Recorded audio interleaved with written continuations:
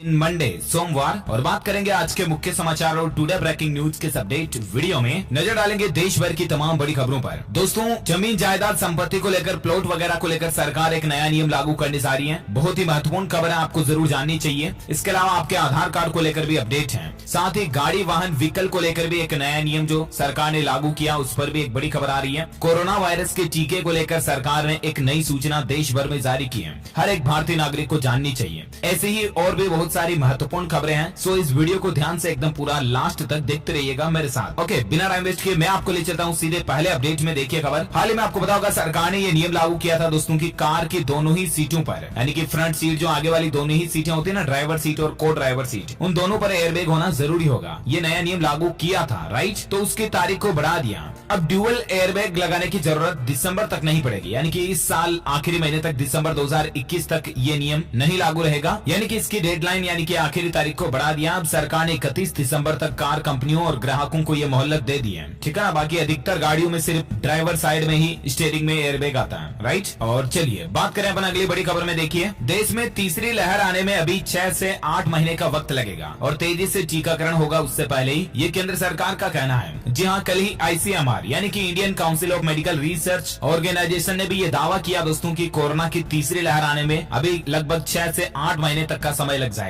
और तब तक हमारे देश में सभी को टीका ही लग जाएगा। तो तीसरी लहर जो अपना इतना भयानक कहर नहीं दिखा पाएगी, ये एक राहत की बात है। और यहाँ तक की खबर तो ये भी है दोस्तों की जुलाई से बच्चों को भी कोरोना वैक्सीन लगना शुरू हो जाएगी। हालांकि तीसरी लहर आने में अभी 6 से 8 महीने का वक्त है, इससे पहले बच्चों को भी काफी संख्या में वैक्सीन लगा दी जाएगी, ये ICMR का कहना है। और देखिए, कल ही प्रधानमंत्री नरेंद्र मोदी भी बोले कि 100 साल की मेरी माँ ने भी वैक्सीन ले ली है और इसलिए भ्रम और अफवाहों से दूर रहें और आप भी वैक्सीन लगवाएं। देश के प्रधानमंत्री नरेंद्र मोदी का कहना है कि हमें विज्ञान पर भरोसा करना चाहिए, अपने वैज्ञानिकों पर विश्वास करना चाहिए, झूठ फैलाने वाले लोगों को समझाना चाहिए कि ऐसा नहीं होता। दरअसल आपको पता होगा कि कई लोगों के मन में ये अफवाहें फैली हुई है कि वैक्सीन लगाने से लोगों की जान जा सकती है, वैक्सीन तो नुकसान करती है, और या कई लोग ऐसा मानते हैं कि वैक्सीन कुछ ही काम की नहीं है, उल्टा और साइड इफेक्ट वगैरह करती है। तो इस पर पीएम मोदी का कहना है कि उनकी माँ 100 साल की हो चुकी है, उन्होंने भी वैक्सीन लगवा लिया है। देशवासी सभी इन अफवाहों और भ्रम से दूर रहें और वैक्सीन ज्यादा से ज्यादा लगवाएं, टीकाकरण करवाएं। वहीं केंद्र सरकार ने सुप्रीम कोर्ट में भी ये जवाब दिया कि म्यूकोरमाइकोसिस की दवा पाने के लिए भारतीय मिशन युद्ध स्तर पर काम कर रहे हैं। कहने का मतलब जो कोरोना के बाद लोगों में म्यूकोरमाइकोसिस यानी कि ब्लैक फंगस वगैरह की घटनाएं देखने को मिले ना, उस पर भी अब सरकार दवा बनाने के लिए भारत जो पूरा मिशन पर लगा हुआ है। तो ये भी सुप्रीम कोर्ट में कहा सरकार ने। चलिए अगली खबर देखिए दोस्तों की बच्चों के लिए टीका जल्द ही अवेलेबल हो जाएगा। जायडस कैडिला की कोरोना वैक्सीन का ट्रायल लगभग पूरा हो चुका है और 1 महीने बाद ही इसका वैक्सीनेशन भी शुरू हो जाएगा। बच्चों के लिए वैक्सीन के अभी 3 विकल्प हमारे पास होंगे। देख सकते हैं आप स्क्रीन पर कि कोवैक्सीन के 2 से 18 साल तक के उम्र के बच्चों पर हुए फेज 2 और फेज 3 के ट्रायल के नतीजे सितंबर तक आने की उम्मीद है। अगर इससे पहले फाइजर की वैक्सीन को मंजूरी मिल जाती है तो ये भी बच्चों के लिए एक विकल्प हो सकती है। वहीं जायडस कैडिला जायकोव डी के इमरजेंसी यूज के अप्रूवल के लिए DCGI के पास अप्लाई भी कर सकती है। तो ये 3 अलग अलग तरह के विकल्प होंगे हमारे पास बच्चों को वैक्सीनेटेड करने के लिए। बाकी बच्चों के लिए भी वैक्सीन की पूरी तैयारियां जोरों शोरों पर चल रही है और बेस्ट ऑफ लक हमारे इंडियन साइंटिस्ट को हमारी तरफ से। वहीं तीसरी लहर को लेकर प्रशासन का कहना है कि घबराएं नहीं बल्कि सावधानियां रखें। और क्योंकि दोस्तों गर्भवती महिलाओं में कोरोना की तीसरी लहर की चिंता सबसे ज्यादा हो सकती है, खतरा सबसे ज्यादा हो सकता है और इसलिए हमारे देश के विशेषज्ञों की यानी कि एक्सपर्ट्स, साइंटिस्ट और डॉक्टर्स की ये मांग है कि हमारे देश की माताओं को जल्दी से जल्दी वैक्सीन लग जाए और इसकी तैयारी पूरी हो जाए। और इसलिए देश की माताएं बहनें और खास करके जो प्रेग्नेंट हैं, गर्भवती हैं, वो भी जल्द से जल्द वैक्सीन लगवा लें। ओके, चलिए अब अपन नजर डालते हैं देश से जुड़ी कुछ और बड़ी खबरों में। देखिए आप, पारदर्शिता के लिए आधार को भूमि रिकॉर्ड से जोड़ेगी मोदी सरकार। जी हाँ, आधार कार्ड को भूमि रिकॉर्ड से जोड़ने जा रही है गवर्नमेंट, ट्रांसपेरेंसी बनाने के लिए। अब यहाँ पर आधार कार्ड से जो लैंड रिकॉर्ड जुड़ेंगे ना, उनमें हर एक प्लॉट का एक यूनिक ID नंबर होगा और 10 राज्यों में इस तरह का DIL RMP सिस्टम लागू भी होने जा रहा है। दरअसल दोस्तों सरकार ई-कोर्ट्स को लैंड रिकॉर्ड्स और रजिस्ट्रेशन डेटाबेस से जोड़ने की योजना बना रही है, जिससे कि वास्तविक खरीदारों को ये पता लगाने में मदद मिलेगी कि जिस जमीन को वह खरीदने की योजना बना रहे हैं ना, उस पर कोई कानूनी विवाद तो नहीं है या वो जमीन किसकी है, क्या उसकी डिटेल्स वगैरह है। है कंप्लीट इन्फॉर्मेशन मिल जाएगी। और 10 राज्यों से हमारे देश में ये DIL-RMP सिस्टम लागू होने जा रहा है। DIL-RMP का फुल फॉर्म होता है digital India land record modernisation programme. और इस प्रोग्राम के तहत हमारे देश के सभी लैंड यानी कि भूमि, चाहे वो खेती की जमीन हो या शहरों में कटने वाले प्लॉट वगैरह हो, सभी को एक यूनिक ID नंबर दिया जाएगा। जिस तरह से आपका आधार कार्ड का एक यूनिक नंबर होता ना, वैसे ही। और आपके जमीन को आपके आधार कार्ड से लिंक भी किया जाएगा। तो ये सरकार की प्लानिंग चल रही है। 2021 तक इस योजना पर काम पूरा होना था, हालांकि 2022-23 तक अब इस पर काम पूरा हो पाएगा क्योंकि कुछ कोरोना वगैरह के चलते प्लानिंग्स आगे बढ़ गई। ओके, तो ये वाकई में सरकार की एक अच्छी पहल है। इससे भूमि विवादों का निपटारा भी आसानी से हो पाएगा। और चलिए अगली बड़ी खबर देखिए। वकीलों के लिए बार काउंसिल ऑफ इंडिया ने नियमों में संशोधन किया है। जजों पर टिप्पणियां मानी जाएंगी कदाचार। दरअसल हमारे देश में जितने भी एडवोकेट है ना, वकील है ना, उनका जो काउंसिल है बार काउंसिल ऑफ इंडिया, उनका जो ग्रुप है, उन्होंने एक नया नियम बना दिया। बार काउंसिल ऑफ इंडिया ने वकीलों के आचरण यानी कि व्यवहार और शिष्टाचार के मानकों को सुधारने के लिए नियमों में कुछ बदलाव किए हैं। संशोधित नियमों के मुताबिक एक वकील को सज्जन व्यक्ति की तरह आचरण करना होगा और वह कोई भी गैर कानूनी काम नहीं करेगा। वकील प्रिंट और इलेक्ट्रॉनिक मीडिया या इंटरनेट मीडिया में ऐसा कोई बयान नहीं देगा जो किसी कोर्ट, जज या न्यायपालिका के किसी भी सदस्य के खिलाफ होगा या अपमानजनक होगा। यानी कि वकीलों को कुल मिलाकर के जजों के सामने शिष्टाचार से रहना होगा। और सिर्फ जजों के सामने ही नहीं, साधारण जीवन में भी वो अपने मोबाइल पर, सोशल मीडिया पर, फेसबुक, व्हाट्सएप, इंस्टाग्राम, ट्विटर पर ऐसा कोई कमेंट या ऐसी कोई पोस्ट शेयर नहीं कर सकते हैं जिससे कि कोर्ट की या जजों की मान को ठेस पहुंचे। ऐसा कोई भी टिप्पणी नहीं कर पाएंगे। तो ये नियम वकीलों के लिए सख्त बन चुका है। बार काउंसिल ऑफ इंडिया की तरफ से अपडेट है ये। ओके, अगली बड़ी खबर देखिए दोस्तों। उत्तर प्रदेश में 69,000 शिक्षक भर्ती परीक्षा को लेकर खबर है। सोमवार से यानी कि आज से इसकी काउंसिलिंग शुरू होने जा रही है और 30 जून को अभ्यर्थियों को नियुक्ति पत्र भी जारी कर दिए जाएंगे। तो ये यूपी सरकार की एक अच्छी पहल है। ज्यादा इन्फॉर्मेशन आपको स्क्रीन पर देखने मिल जाएगी। अगली खबर देखिए। 3.5 साल बाद अपने गाँव पहुंचे महामहिम। दरअसल कल ही देश के राष्ट्रपति रामनाथ कोविंद जी ने अपने गाँव की मिट्टी पर पैर रखे। सबसे पहले उतरते ही उन्होंने मिट्टी को नमन किया, धरती को अपने माथे से छुआ और दोस्तों को याद कर वो भावुक हो चुके। राष्ट्रपति बनने के बाद रामनाथ कोविंद कल पहली बार कानपुर देहात स्थित अपने पैतृक गांव परोंक और पुंकराया पहुंचे। इससे पहले वो जून 2017 में यहाँ आए थे जब वे बिहार के राज्यपाल थे। 47 मिनट तक उन्होंने कल भाषण दिया और वो भावुक हो गए थे। इस दरमियान उन्होंने कहा कि मातृभूमि ने मुझे सर्वोच्च पद पर बैठाया। उन्होंने कहा कि यकीन नहीं होता कि एक दिन ऐसा भी आएगा कि मैं इस देश का पहला नागरिक बनूंगा, राष्ट्रपति। दोस्तों के साथ मिलकर उन्होंने इस गाँव में कई बड़े बड़े सपने देखे थे और जो सपने वाकई में साकार हुए। गाँव में बड़ों का सम्मान करना ही एक संस्कृति का हिस्सा है। उन्होंने भी बड़ों का सम्मान किया, चरण छुए। उन्होंने कहा कि मुझे गांव के फौजी आज भी याद हैं। ये उनके गांव की यात्रा की कुछ तस्वीरें भी आप देख सकते हैं। वाकई में सैल्यूट ऐसे राष्ट्रपति को। चलिए अगली बड़ी खबर देखिए दोस्तों। IDFC बैंक ने डेबिट कार्ड के ऊपर एक ऑफर निकाला है। 30 जून तक आप इस बैंक के डेबिट कार्ड के ट्रांजेक्शन पर 10% कैशबैक पा सकते हैं। अगर ऑनलाइन शॉपिंग वगैरह करते हो ना, तो IDFC बैंक की ऑफिशियल वेबसाइट पर ये जानकारी दी हुई है। 30 जून तक आप इससे फायदा उठा सकते हैं। ओके, अगली बड़ी खबर देखिए। तमिलनाडु में बनेगा एक और स्पेस पोर्ट। नई साइट की लॉन्चिंग के लिए इसरो ने प्राइवेट कंपनियों को भी न्योता दिया इस बार। जी हाँ, इसरो अब एक नई बुलंदियों को छूने जा रही है। हमारे देश की जो भारत की जो अंतरिक्ष एजेंसी है ना इसरो, वो अब नई अंतरिक्ष परिवहन नीति की सहायता से प्राइवेट कंपनियों को भी अपने मिशन के लिए इस्तेमाल करने जा रही है। भारत ने प्राइवेट कंपनियों को सरकार की अनुमति लेकर देश के अंदर और बाहर रॉकेट लॉन्च साइट तैयार करने और उन्हें चलाने की अनुमति देने का फैसला किया। और इसके तहत भारत के अंतरिक्ष विभाग इसरो ने अपनी नई लॉन्च साइट तैयार करने के लिए प्राइवेट कंपनियों को इनविटेशन भी दिया है और ये नई साइट तमिलनाडु में बनने जा रही है। ये भारत के वाकई में अंतरिक्ष के क्षेत्र में एक डेवलपमेंट को लेकर बहुत अच्छी पहल है। चलिए अगली बड़ी खबर देखिए। गेमर्स के लिए अच्छी खबर है। लॉन्चिंग के 4 महीने बाद आखिरकार आपको फौजी गेम में डेथ मैच विकल्प देखने को मिलेगा। फौजी का नया अपडेट वर्जन आ चुका है। इसमें आपको कई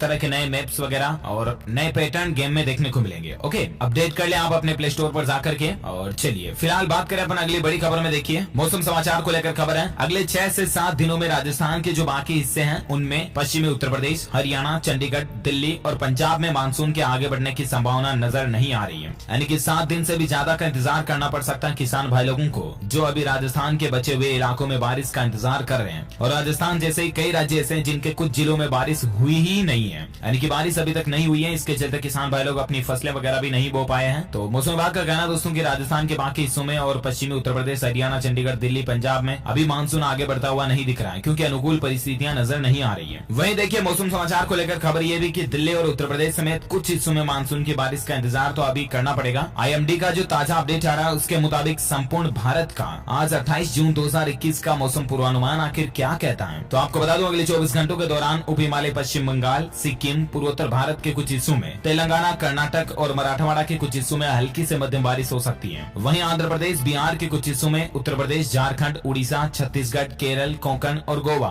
गुजरात क्षेत्र और दक्षिण पूर्वी राजस्थान में भी हल्की मध्यम बारिश आपको देखने को मिल सकती है। साथ ही अंडमान निकोबार द्वीप समूह, लक्षद्वीप, तमिलनाडु और पश्चिम हिमालय में भी आज कुछ इलाकों में बारिश हो सकती है। ओके, तो ये तो रहा आज का ताजा वेदर न्यूज अलर्ट, राइट। और आइए अब अपन नजर डालते हैं आज के ताजा पेट्रोल और डीजल के रेट लिस्ट को लेकर क्या खबर आ रही है। आप देखिए, राहत की उम्मीद नजर नहीं आ रही है। राजस्थान के बाद अब मध्य प्रदेश में भी डीजल का रेट 100 के पार पहुंच चुका है। इस महीने यानी कि जून में 15वीं बार पेट्रोल और डीजल महंगे हुए हैं। राजस्थान मध्य प्रदेश में सबसे महंगा डीजल कहाँ चल रहा है, आप देख सकते हैं। श्री गंगानगर में 102 रुपए लीटर डीजल का रेट चल रहा है, हनुमानगढ़ में 101, अनूपपुर में 100, रीवा में 99.69। यहाँ तक कि राजस्थान में तो कई जगहों पर हालात ये हो रहे हैं कि पेट्रोल का रेट 110 के करीब पहुंचने में है। मध्य प्रदेश के अनूपपुर में पेट्रोल 109 रुपए 29 पैसे प्रति लीटर की दर से बिक रहा है। वहीं रीवा में पेट्रोल 108 रुपए 93 पैसे प्रति लीटर की दर से बिक रहा है। तो अब आप हालात का अंदाजा लगा सकते हैं दोस्तों की महंगाई कितनी ज्यादा बढ़ रही है। सरकार को जरूर इस पर कोई न कोई कदम उठाना चाहिए, क्योंकि लोगों की डेली लाइफ से, जिंदगी से जुड़ी चीज है ये। अच्छा, कोरोना वायरस से संबंधित कुछ बड़ी खबरों पर नजर डालें तो देखिए आप, बड़ी खबर, कोरोना के दुष्प्रभाव देखने को मिल रहे हैं बच्चों में। 3 गुना तक मायोपिया की समस्या बढ़ रही है बच्चों में। मतलब मायोपिया जो कि आंखों में होने वाली समस्या है, जिससे लोगों को पास की चीजें तो स्पष्ट दिखती हैं, लेकिन दूर की चीजों को देखने में उन्हें खासा दिक्कतों का सामना करना पड़ता है। तो बच्चों में अब कोरोना के ये साइड इफेक्ट्स देखने को मिल रहे हैं। अगर आपके भी बच्ची को दूर से देखने में थोड़ी दिक्कत होती है तो तुरंत आप डॉक्टर से संपर्क करें। वहीं देखिए खबर, हरियाणा के अंदर कुछ रियायतों के साथ 5 जुलाई तक लॉकडाउन को बढ़ा दिया गया। 1 सप्ताह तक हरियाणा राज्य में लॉकडाउन बढ़ चुका है। अभी हरियाणा में आंगनबाड़ी केंद्रों को 31 जुलाई तक बंद रखने का फैसला किया है। इसके अलावा दुकानों के खुलने का टाइम कुछ बढ़ाया है। अब सुबह 9 बजे से लेकर रात 8 बजे तक दुकानों को खोला जा सकेगा। मॉल भी सुबह 10 से लेकर 8 बजे तक खुल पाएंगे। रेस्टोरेंट को भी रात के 10 बजे तक खोलने की अनुमति मिल चुकी है। लेकिन फिर भी कुल मिलाकर के 1 सप्ताह के लिए हरियाणा में लॉकडाउन बढ़ चुका है ना। वही देखिए दोस्तों, कोरोना वायरस के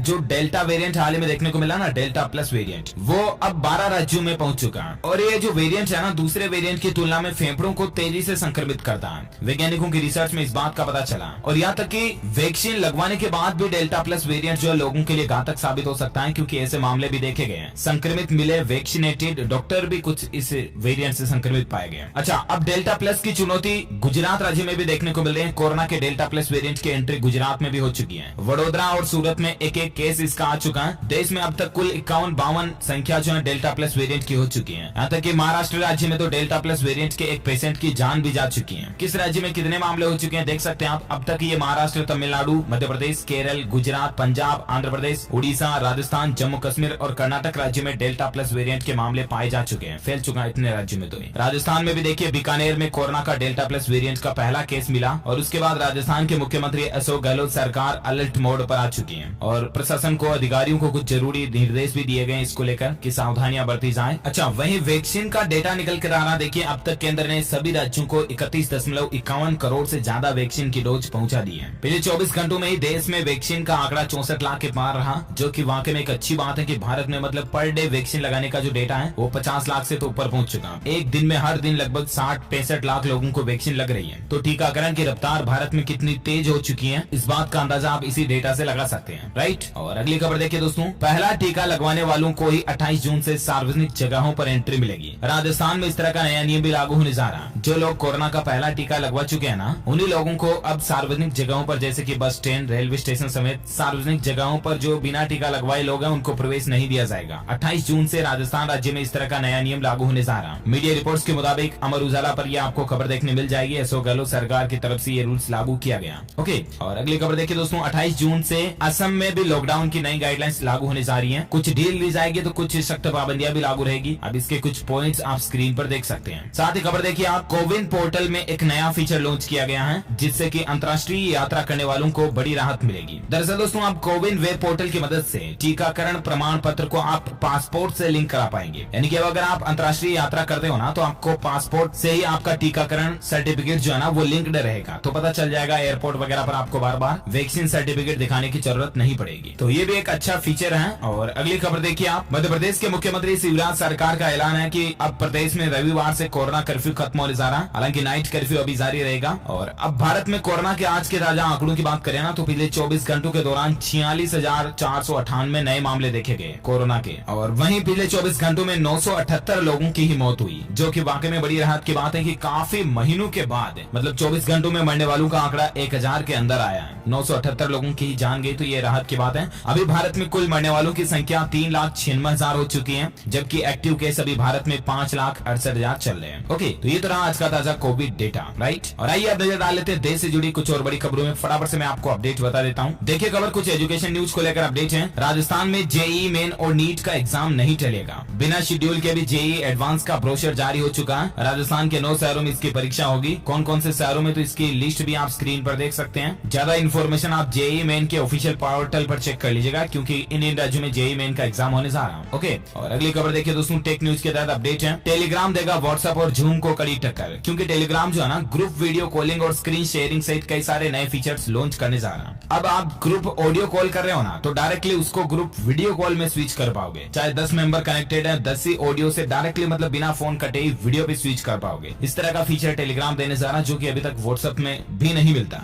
और भी कई सारे एक्स्ट्रा फीचर्स मिलेंगे आपको स्क्रीन शेयरिंग वगैरह टेलीग्राम में, है ना। और अगली खबर देखिए दोस्तों, काम की बात है। 30 जून तक आप निपटा लें कुछ ये काम, क्योंकि पीएम किसान योजना में रजिस्ट्रेशन और स्पेशल एफडी में इन्वेस्ट वगैरह करना चाहते हैं आप, तो इस तरह के 3 जरूरी काम जिनकी लास्ट डेट 30 जून ही है। एक तो सिंडिकेट बैंक की तरफ से ग्राहक जो है नया आईएफएससी कोड ले लें, और वहीं पीएम किसान योजना के तहत अब तक रजिस्ट्रेशन नहीं कराया तो करा ले। 30 जून इसकी लास्ट डेट है। साथ ही भारतीय state bank, SBI, HDFC bank, ICICI bank और बैंक ऑफ बड़ौदा में अगर आप स्पेशल एफडी लेना चाहते हैं ना, तो उसमें आप निवेश कर दें, क्योंकि इंटरेस्ट रेट आपको ज्यादा मिलेगी 30 जून तक अगर आप एफडी खुलवा लेते हैं तो। ओके, ये जरूरी काम है जो 30 जून इनकी लास्ट डेट है, तो मैंने आपको बता दिया। वही देखिए, जीएसटी रेट कम होने के बाद मारुति सुजुकी जो इको आती है ना, एम्बुलेंस वगैरह में ज्यादातर काम आती है, उस पर 88,000 रुपए की रेट कम हुई है। क्योंकि हाल ही में आपको बताओगे सरकार ने मेडिकल इक्विपमेंट वगैरह के लिए जो जीएसटी टैक्स घटाया था, तो अगर ये इको भी एम्बुलेंस पर्पज से आप लेते हो तो ये मेडिकल इक्विपमेंट में ही आ जाती है, तो इसकी भी रेटें काफी कम देखने को आपको मिलेगी, डिस्काउंट वगैरह मिल जाएंगे। ओके, अगली खबर देखिए, कुछ राजनीतिक सियासत को लेकर देखिए। उत्तर प्रदेश विधानसभा चुनाव को लेकर ओबीसी की पार्टी एआईएमआईएम की तरफ से बड़ा ऐलान किया गया कि यूपी की इतनी सीटों पर वो इलेक्शन लड़ेगी। यहाँ पर गठबंधन वगैरह का भी कुछ खुलासा में देखने को मिला। तो इस बार ओबीसी की पार्टी भी उत्तर प्रदेश के अंदर काफी सीटों पर चुनाव लड़ने की प्लानिंग बना रही है। और अगली खबर देखिए, राजस्थान के मुख्यमंत्री अशोक गहलोत सरकार 9 अगस्त को स्वतंत्रता सेनानियों के घर पर जाकर उनका सम्मान करेगी। सरकार ने भारत छोड़ो आंदोलन की वर्षगांठ के उपलक्ष्य में 9 अगस्त को ये प्लानिंग बनाई कि सभी स्वतंत्रता सेनानियों के घर जाकर उन्हें सम्मानित किया जाएगा। ओके, अगली खबर देखिए, 5 अंतर्राष्ट्रीय एयरपोर्ट वाला देश का पहला राज्य होगा उत्तर प्रदेश। यूपी में विकास कार्य प्रगति पर चल रहा, और उत्तर प्रदेश के मुख्यमंत्री योगी आदित्यनाथ ने खुद ऐलान कर दिया कि अब यूपी में 5 अंतर्राष्ट्रीय हवाई अड्डे बनेंगे। तो ये वाकई में यूपी के विकास को लेकर एक अच्छी पहल है। साथ ही खबर देखिए, भारत के किसानों की कमाई बढ़ेगी अब, क्योंकि इस देश ने आलू, प्याज और अनार के लिए अपना बाजार खोल दिया। दरअसल भारत के किसानों के लिए खुशखबरी है, अब उनके उत्पाद के लिए एक और अंतर्राष्ट्रीय बाजार मिल चुका है। सर्बिया देश जो है ना, उसने भारतीय आलू, प्याज और अनार के लिए अपने बाजार खोल दिए। अब सर्बिया देश भारत से इन चीजों का इंपोर्ट ले सकेगा, तो जाहिर सी बात है भारत अब उस देश को भी अपना एक्सपोर्ट कर सकेगा। तो इससे किसानों के लिए मतलब एक और नई ऑप्शन मिल चुका है। और एजुकेशन पर और एक खबर देखिए, मध्य प्रदेश में 12वीं के रिजल्ट पर प्राइवेट स्कूलों का पेंच देखने को मिल रहा है। कोर्ट के डर से सीबीएसई पैटर्न से परहेज किया जा रहा है। 11वीं के अंकों को नहीं बनाएंगे आधार, बल्कि 10वीं 12वीं का रिजल्ट अलग ही तरीके से तैयार किया जाएगा। 10वीं का 60% और 12वीं के 40% अंक लिए जाएंगे, और इस तरह से एमपी बोर्ड का रिजल्ट प्रिपेयर किया जाएगा। वही एजुकेशन पर और एक खबर देखिए, यूपीएससी ने जारी किया संशोधित exam calendar. IAS, IFS, NDA, CDS समेत तमाम परीक्षाओं की डेट्स वगैरह आपको यूपीएससी के ऑफिशियल पोर्टल पर देखने को मिल जाएगी, जो कि है upsc.gov.in। वैसे आप स्क्रीन पर भी देख सकते हैं ये शेड्यूल क्या रहेगा, किस तारीख तक के बीच में कौन सा एग्जाम होने जा रहा। ओके, ज्यादा इन्फॉर्मेशन आप यूनियन पब्लिक सर्विस कमीशन के ऑफिशियल पोर्टल पर चेक कर लीजिएगा। चलिए साथ ही अगली खबर देखिए, भारत की बेटी की एक बड़ी ही गौरव की बात देखिए दोस्तों, छोटी उम्र में बड़ा रिकॉर्ड। महज 17 साल की शेफाली का तीनों फॉर्मेट में डेब्यू देखने को मिला। ऐसा करने वाली सबसे युवा भारतीय और दुनिया की 5वीं प्लेयर बन चुकी है ये शेफाली वर्मा।